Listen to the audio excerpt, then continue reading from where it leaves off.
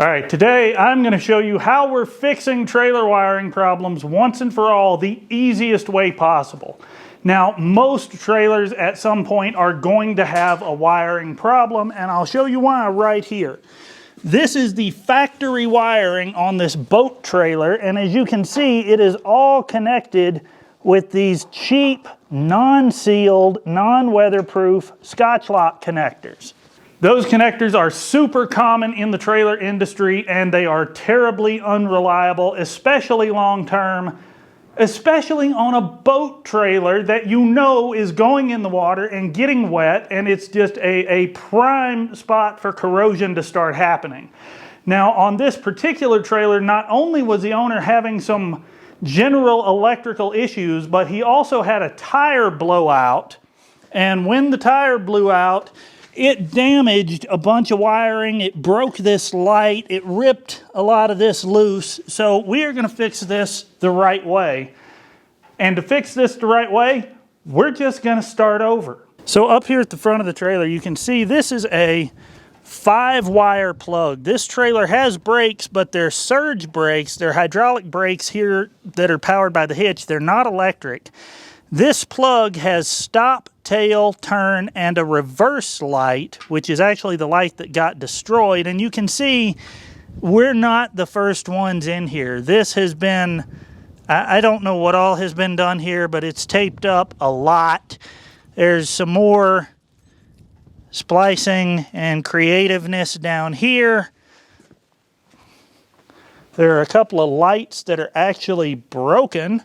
And back here at the back, this is like a wire nut for household wiring.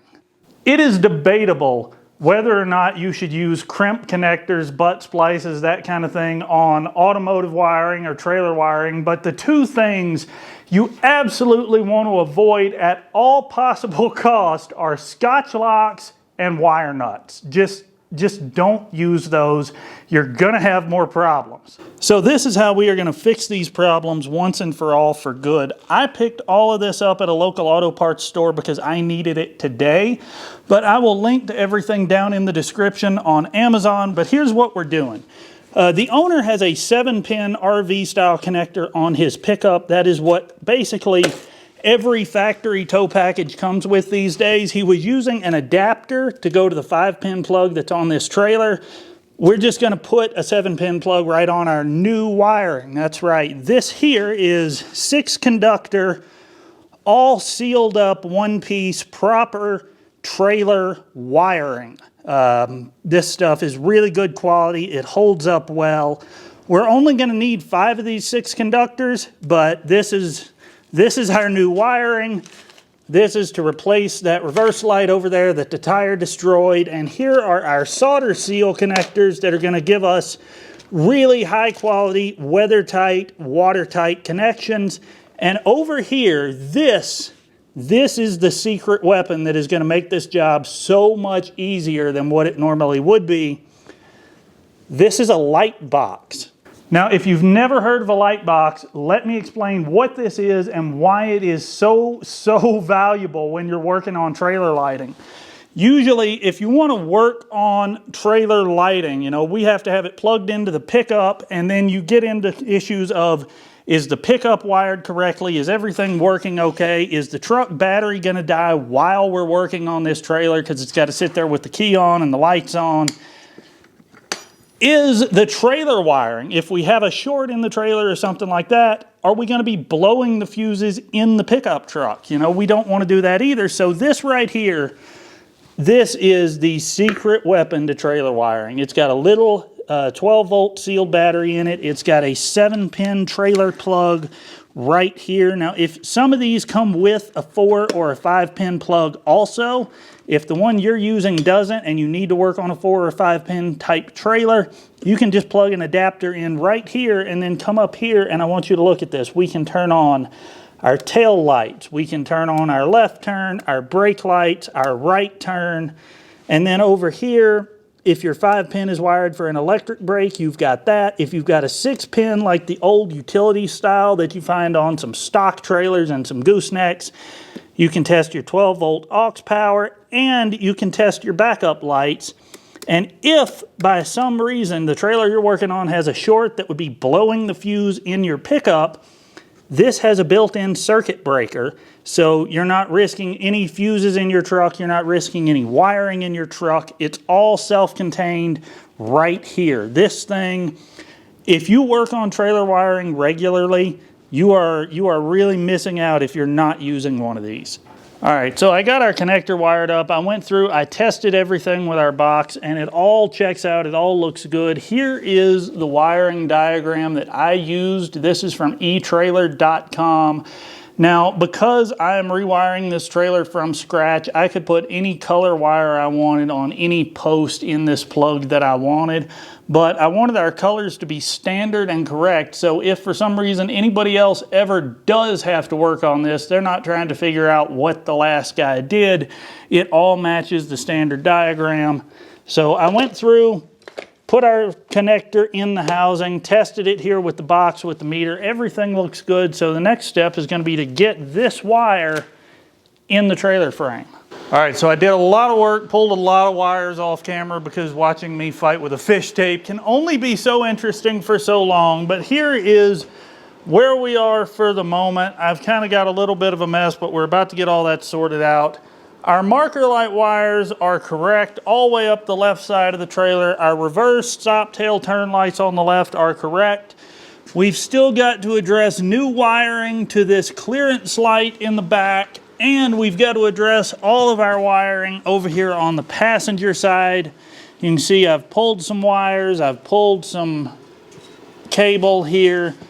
All of these Scotch locks and this mess is about to go away. So let's cut all that stuff out of there, and I will show you what we're doing over here and how we are sealing these connections the right way.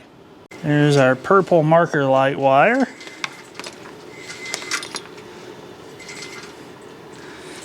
Now let's get the rest of these. Hi. Move, Rika. Let's get the rest of these Scotch locks out of here. So this is the plug. You don't need my face right there, but so this is the plug for the reverse light on this side. And you can see they've Scotch locked it really close right there. I'm not going to try to reuse that plug. I'm just going to pull that out of the way. This out of the way. This is high. This is the same style plug. It's the exact same plug over here on the other side for the tail light, but there's plenty of wire left on that pigtail, so we will reuse that. Move. Thank you. And I will reach back over here in my big bag of spare parts where I happen to have one of these new pigtails. These are a pretty universal design. Well, universal may not be the exact right word, but they're really common, very popular, very easy to work with. Our ground lug will go right on that screw there, so not worried about that. I got to tie in this ground wire, that ground wire, that ground wire there. I will probably put those together and go that way. On the back of these 6-inch oval lights, it's got the 3 plugs, and each plug is labeled. You've got stop turn out here at the right, tail or marker light is your top left, and then ground is the bottom. So if we look at our plug, we've got ground, which is our white wire. Stop tail is going to be our red wire. And then the farthest right, this black one for a marker light, or sorry, stop turn is our red wire. Tail light, running light, whatever you want to call it, is not used on a clear reverse light, so we're going to snip this black wire off. I'm going to clean all this wiring up and run it in some loom before we get done, but when you're in the middle of doing the work, it sometimes looks a little messy. And here is how we are connecting these things. We are using these solder seal wiring connectors. Again, I really like these. They're easy to use. They make a very good connection. Hi, Ivy. Can I help you? Can you hand me the heat gun? No? Okay. And there is a soldered heat shrunk connection just like that. These little wiring connectors are on Amazon. I've talked about them before, but if you guys are interested, you can go get some for yourself. I would highly, highly recommend doing so if you do a lot of wiring. Now, I don't need this length of wire, but I've got to pull some through. I can take the excess for this out up there at the center marker light, because those lights did not work at all. I took them off the trailer, checked them on a battery, and they are burnt out. But because they're high, you're cute, you're also in the way. Okay, thank you. But because they're a special kind of light, they're an amber 3 light thing like we had for the stop, or for the under, you know what I mean. We'll fix those in a minute. So all of our wiring is hooked up and connected. I don't have it tied back in the loom yet. I need to do that. I need to put our center clearance light bar here. I got to pick up a new one of those. If we come up here on the right side, there's this marker light, and then there's a string of them that goes behind this logo here. And then on both sides up here where this red wire is, there's another marker light that goes here. I got to get one of these. I got to get one of those side light bars, but you'll see that on the other side in a second. For now, let's take a look at our little light box. We got our 7-pin plugged in. Here are our options and controls. So let's see if we have tail lights. Tail lights, marker lights, all that stuff. Again, we got to add one there. The wiring is ran. These are the ones I was talking about. We got our fender light over here, and then you've got 1, 2, 3, 4, 5 amber lights behind there that I got to replace on the other side because they were burned out. But come back here, left side tail light looks good, right side tail light looks good. So let's go try the next setting on our box. And we're gonna make a left turn. Well, we're definitely turning left, and we're not turning right, so that's a good thing. Let's see if we have brake lights. Well, would you look at that? We are coming to a stop. Isn't that a thing of beauty? Let's see if we can execute a right-hand turn. We're turning right. We're not turning left. That's what we're after, isn't it, Ivy? Now, if we had electric brakes, we could test that here, but we don't. If we had just a 12-volt hot going to a battery on a trailer, we would test that here, but we don't have that either. So we're going to come down here and see if we have reverse lights.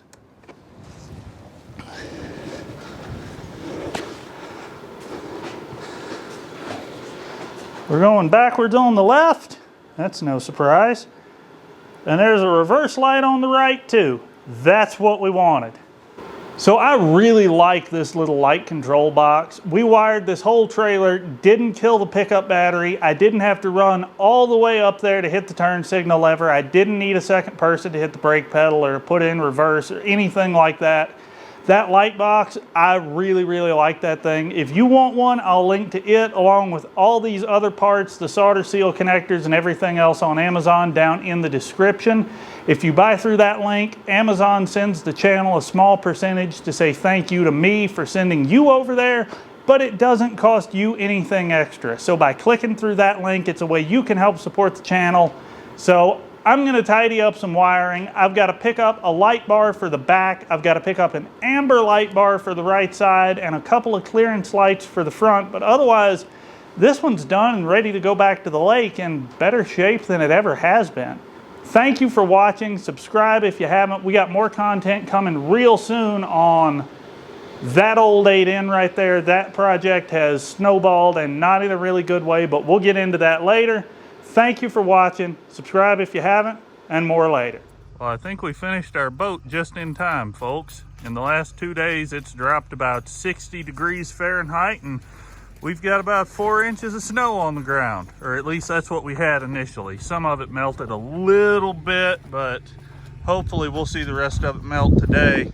Grateful to have it, because in the last couple of weeks it seemed like half the state's been on fire. So with any luck, any hope, maybe this will start putting some of that out.